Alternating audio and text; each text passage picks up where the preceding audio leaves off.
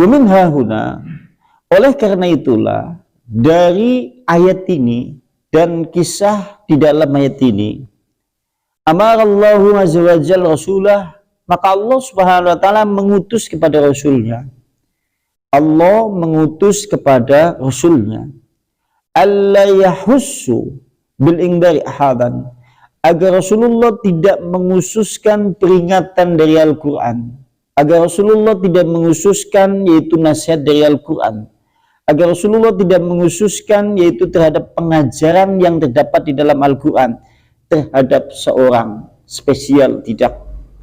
Bal yusawi, akan tetapi hukumnya semuanya sama, akan tetapi hukumnya semuanya sama.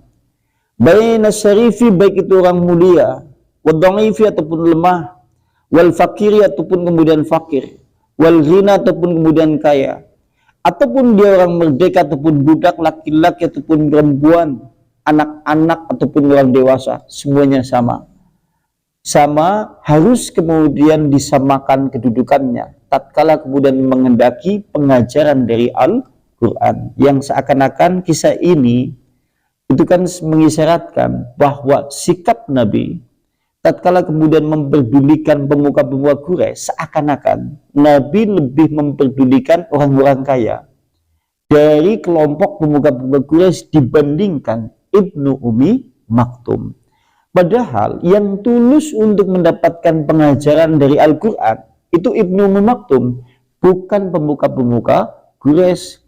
Kalaupun seandainya pemuka-pemuka Quraisy itu kelak tidak beriman kepada Allah, tidak beribadah, tidak memohon ampun kepada Allah, Rasulullah tidak dimintai pertanggungjawaban.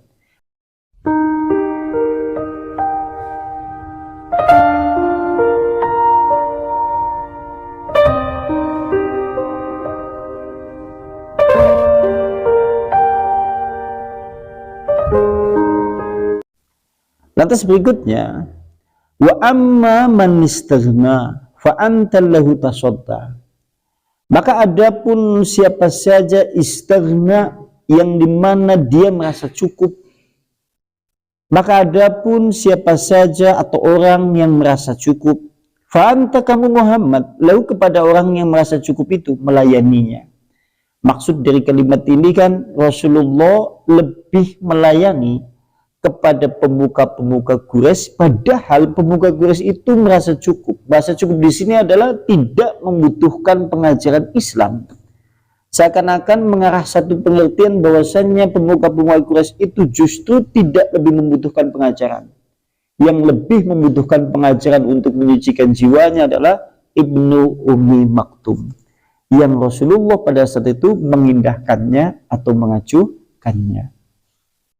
Dan berikutnya, maksud dari kalimat ini adalah, maka adapun orang yang merasa cukup sementara kamu Muhammad kepadanya, yaitu melayaninya.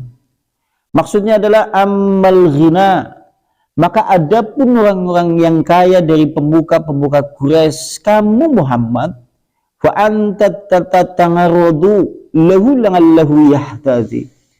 Sementara engkau Muhammad kepada orang-orang yang cukup atau merasa cukup itu kamu melayaninya dengan harapan bahwasannya pemuka-pemuka Quraisy itu bisa mendapatkan petunjuk. Padahal wa ma 'alaika alla yazakka. Padahal tidaklah kamu Muhammad memiliki tanggung jawab sekiranya mereka tidak menyucikan dirinya. Maksudnya adalah man anta bimutalib bihi idzal lam yahsul lahu zakatan.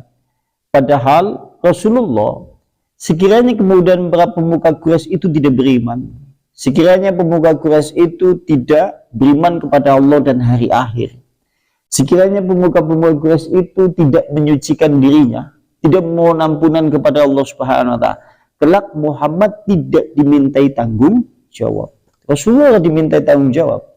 Tapi permasalahan terhadap permasalahan Ummi, itu Ibnu Ummi Maktum yang datang kepadanya dengan ketulusan meminta pengajaran kepada Rasulullah hendak menyucikan dirinya. Jika Rasulullah tidak mengajukan, Rasulullah justru hal itu ditanyakan. Oleh karena itulah langsung ditegur di dalam ayat ini, ngabasa wa tawalla. Maksudnya demikian.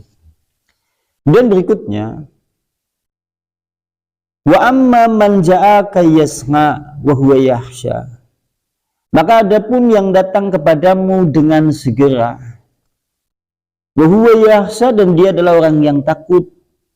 Maksudnya adalah dia Ibnu Ummi Maktum datang menuju kepadamu Muhammad dengan harapan untuk mendapatkan hidayah, untuk mendapatkan petunjuk, untuk mendapatkan petuah, yang dimana nanti apa yang kau sampaikan Muhammad, fa antangan hutalaha, akan tetapi engkau Muhammad tidak mengacuhkannya, tidak memperdulikannya. Pada saat itu, ini terhadap permasalahan penafsiran para ahli tafsir riwayat asbabun nuzul, sebab turun ayat ini terkait masalah sahabat Nabi yang bernama Ibnu Ummi Maktum, sahabat Rasulullah yang buta.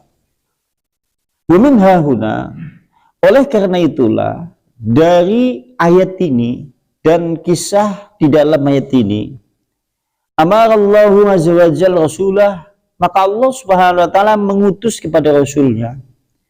Allah mengutus kepada rasulnya, alla yahussu bil ingdari ahadan, agar Rasulullah tidak mengususkan peringatan dari Al-Quran, agar Rasulullah tidak mengususkan yaitu nasihat dari Al-Quran, agar Rasulullah tidak mengususkan yaitu terhadap pengajaran yang terdapat di dalam Al-Quran terhadap seorang spesial, tidak.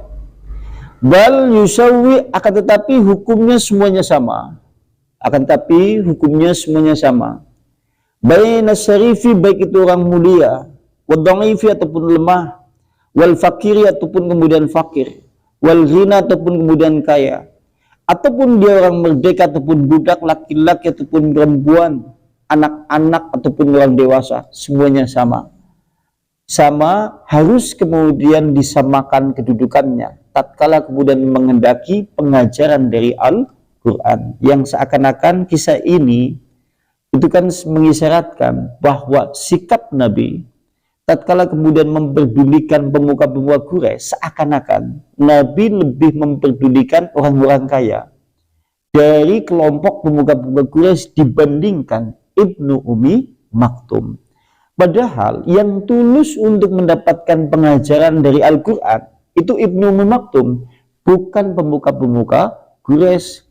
Kalaupun seandainya pemuka-pemuka Quraisy itu kelak tidak beriman kepada Allah, tidak beribadah, tidak memohon ampun kepada Allah, Rasulullah tidak dimintai pertanggungjawaban.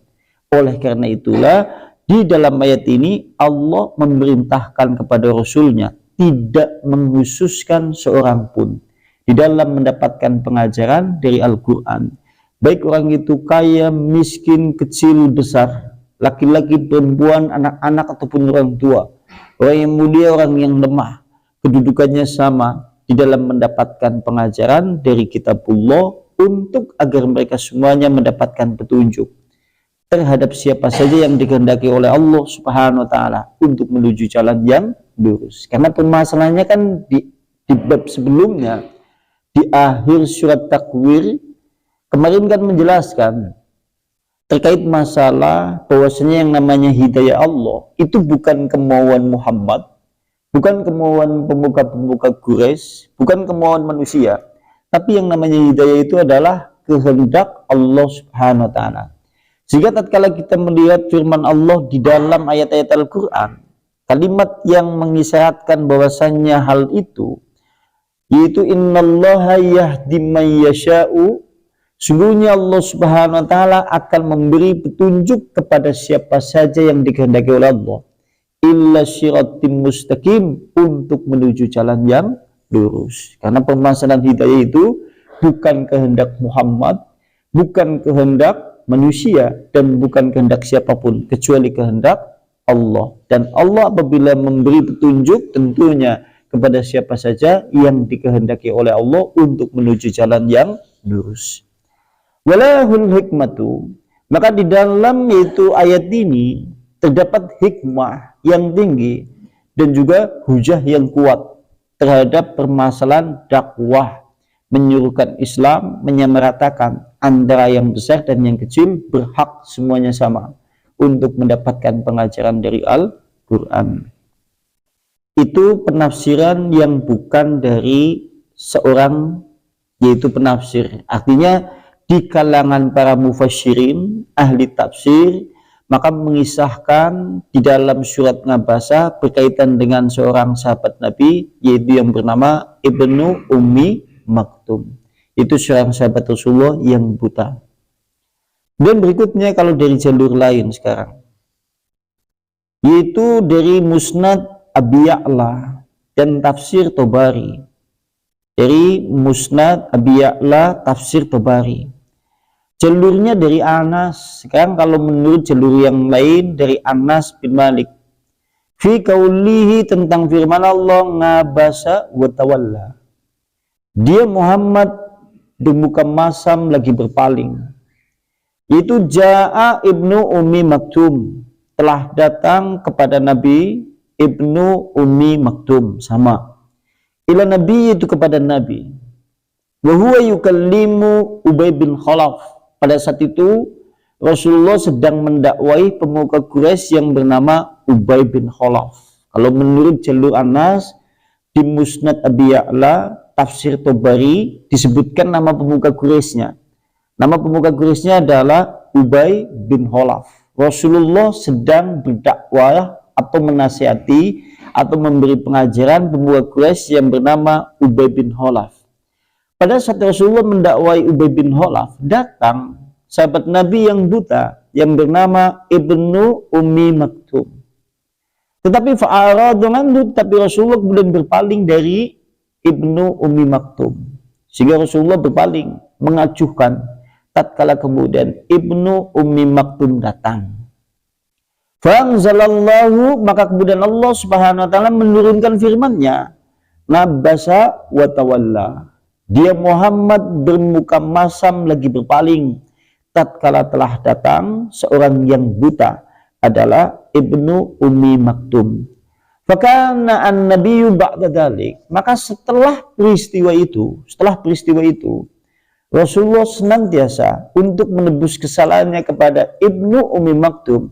Rasulullah senantiasa memuliakannya. Setelah kejadian itu Rasulullah tidak lagi, kecuali dia pasti memperdulikan kepada Ibnu Ummi Maktum.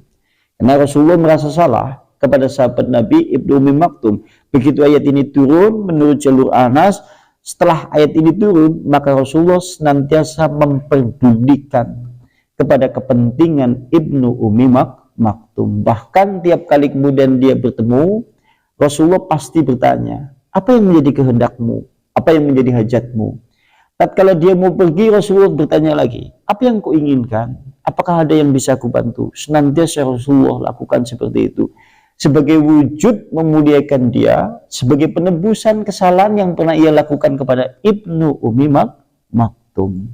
Sekalipun Rasulullah sebetulnya tidak salah, karena dia berharap mendakwai pemuka Quraisy supaya kemudian dia menerima dakwah dari Nabi. Karena saking berkehendaknya pemuka Quraisy itu mendapatkan petunjuk. Tetapi pada saat itu datang Ibnu Ummi Maktum dan Rasulullah mengetahui dan paham betul kalau pemuka-pemuka Quraisy itu pada dasarnya tidak menyukai jika duduk bersama-sama orang yang lemah. Dan itulah lantas oleh Allah ditegur melalui firman Allah, nabasa wa tawalla. Itu seperti itu. Ini kalau menurut jalur yaitu dari riwayat Anas. Kemudian berikutnya,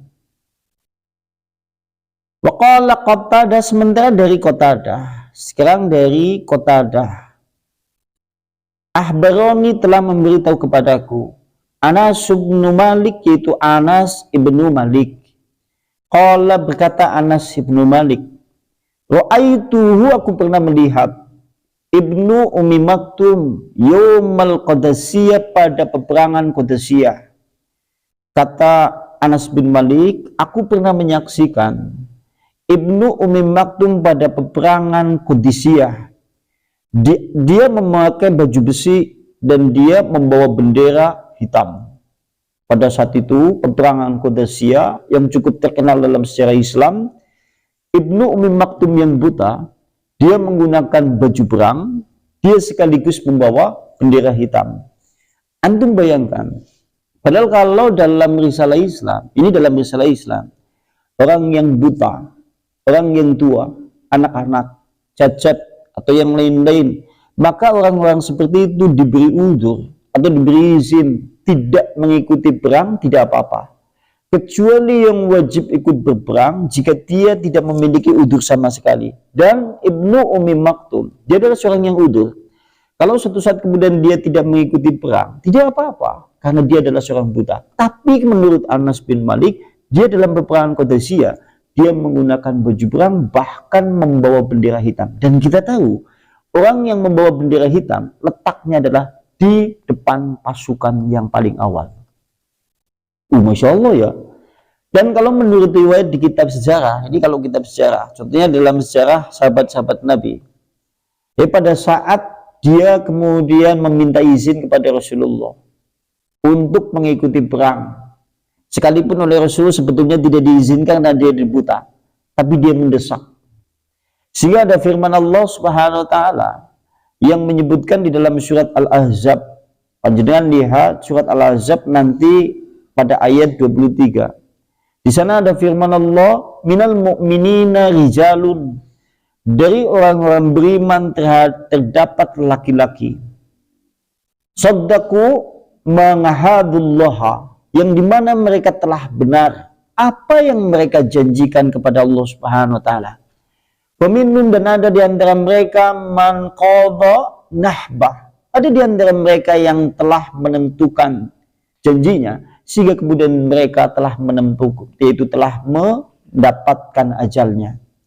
Peminum, dan ada di antara mereka mayatang biru, ada yang di antara mereka itu menunggu-nunggu, dan mereka tidak sedikit pun mengganti, yaitu perjanjiannya kepada Allah Subhanahu wa taala. Ayat itu turun, itu berkenaan dengan diantaranya adalah Anas bin Nadhr. Satu, Anas bin Nadhr, seorang kakek-kakek yang berangkat perang untuk pada peperangan Uhud. Yang kedua, ada yang menyebutkan ayat ini juga berkenaan dengan seorang Ibnu Ummi Maktum yang buta, yang berangkat perang pada peperangan Qadasiyah. Dan kalau menurut riwayat, tatkala Ibnu Ummi Maktum dia yaitu menghadapi musuh, pada saat itu dia bertemu dengan panglima perangnya. Kemudian dia berkata, wahai komandan perang, berilah bendera hitam itu kepadaku, berilah aku baju besi, aku ingin kemudian maju di medan laga. Bukankah engkau mengetahui aku ini seorang yang buta, maka tidak mungkin aku bisa melarikan diri, mau ke kanan ke kiri aku pun tidak tahu, atau bahkan aku ke belakang aku juga tidak tahu. Biarkan bendera dan baju besi itu kemudian aku pakai, biarkan aku yang ada di depan sendiri. Ibnu Ummi Maktum untuk menunjukkan sisi kemuliaan, sehingga sampai dia adalah seorang laki-laki yang buta, yang sampai Al-Quran itu turun berkenaan dengan kisahnya. Kalau seandainya seorang Ibnu Ummi Maktum seperti itu, kita yang kemudian orang yang tidak buta, sehat pula, apa yang kemudian kita sungguh-sungguh lakukan di dalam Islam? Ngaji pengantuk. Wah, gede-gede ya, mending ngaji ngantuk coba. Jadi ya, Ibnu Ummi Maktum, apa mendingnya Ibnu Ummi Maktum ya? Ibnu Ummi Maktum coba, buta perang coba. Derek ngaji tok jagong sejam, ngantuk coba. Waduh, ini jalan-jalan apa ya? Ini kan heran ya, Ibnu Ummi Maktum yang dia kayak gumen ya. Kayak wong sehat kabeh, ora ana sing kurang, mung jagong lendean sejam gitu loh.